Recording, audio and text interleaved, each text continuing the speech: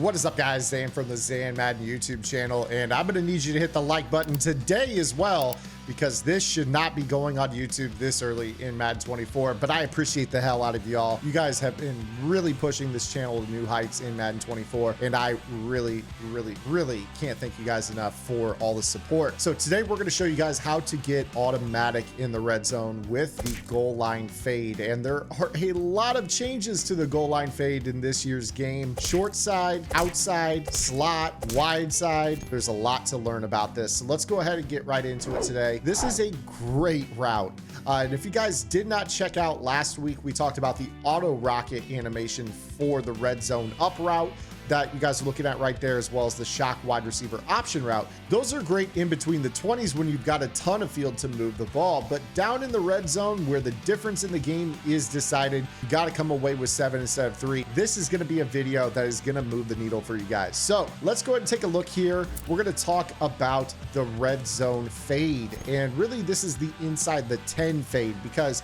we are kind of used to, if we were to have the ball outside the 10-yard line and put our receivers on a fade route, the route would essentially look like this for Shannon Sharpe. However, if we were to go ahead and put the ball inside the 10-yard line, the shape of the route is going to be a little bit different. And what I mean by that is, as you guys know, when we hot route this fade inside the 10, it actually changes into what is considered to be a goal line fade. And this route right here is completely slept on. I cannot believe I have not seen anybody talk about the changes to this route. What we're gonna do here is snap the ball, and we're just gonna throw a down pass lead when he gets into the end zone, and he's gonna get this back shoulder spinning animation that is automatic against the man coverage. Again, all you have to do on this is just throw a down pass lead and hold Y. It is that simple. Let him get in the end zone, down, Y, and he will auto snap off a rocket while the man coverage gets lost in the background. I'm not kidding. This is one of the best routes that you can possibly run. Now, if you guys want to run this on the short side, on the outside, you guys will want to find a wide receiver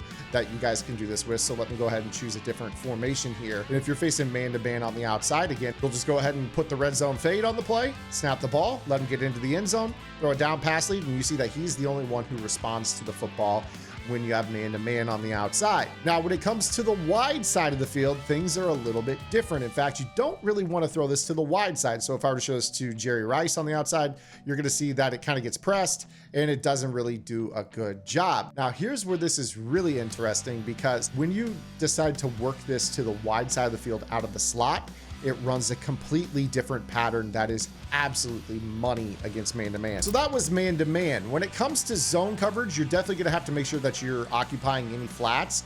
I always recommend having a seam if you're dealing with an outside third or, you know, some sort of deep zone on the outside. This will help pull that guy to the inside to hopefully allow us to throw that ball into the back corner of the end zone.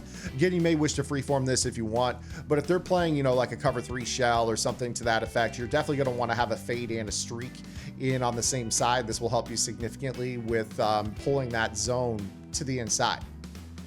So again, you're going to see here, I can throw this ball outside and kind of back shoulder. If you want to freeform this, go ahead and do so, but pretty easy stuff here on this. And if you want to work this from the slot, again, kind of the same drill. You'll want to make sure that you are, you know, trying to work this in from the slot.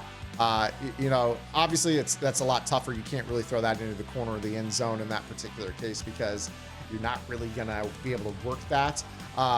You know, if you wanted to use Hester on the fade in that case and maybe use a flat underneath, you might be able to squeeze this in kind of like this. But again, you're not really working this to the wide side of the field. This is probably an outside receiver thing only. So I would probably recommend doing something more to the effect of Hester on the streak and Jerry Rice on the fade.